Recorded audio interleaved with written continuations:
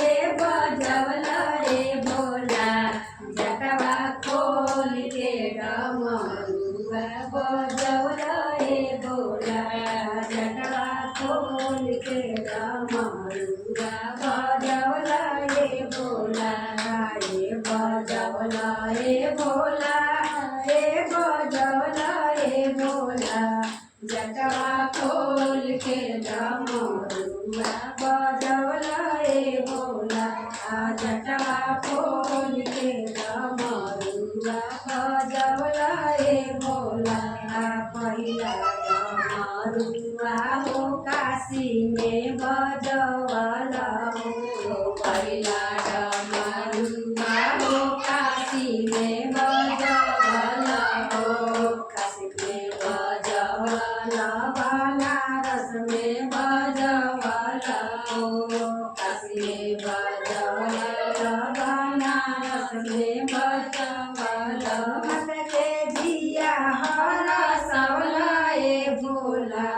जटवा खोल के डमरुआ बजवला ए भोला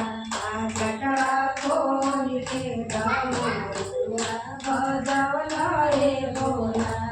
दूसरा डमरुआ हो बोल बोल बजवला हो दूसरा डमरुआ हो देवघर में बजवला हो देवघर में बजवला हो देवघर में बजवला हो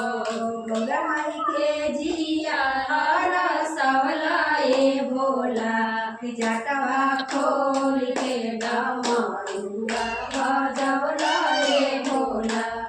जटवा खोल के डमरुआ बजवला रे भोला तीसरा डमरुआ हो तीसरा डमरुआ विंध्याचल में बजवला हो तीसरा डमरुआ विंध्याचल में बजवला हो मैया के जिया हरा सवला ए भोला जटवा खोल के डमरुआ बजवला ए भोला जटवा खोल के डमरुआ बजवला ए भोला चौथा डमरुआ कलकत्ता में बजवला हो चौथा डमरुआ कलकत्ता में बजवला हो काली माई के जिया हरा सवला ए भोला जटवा खोल के डमरुआ बजवला ए भोला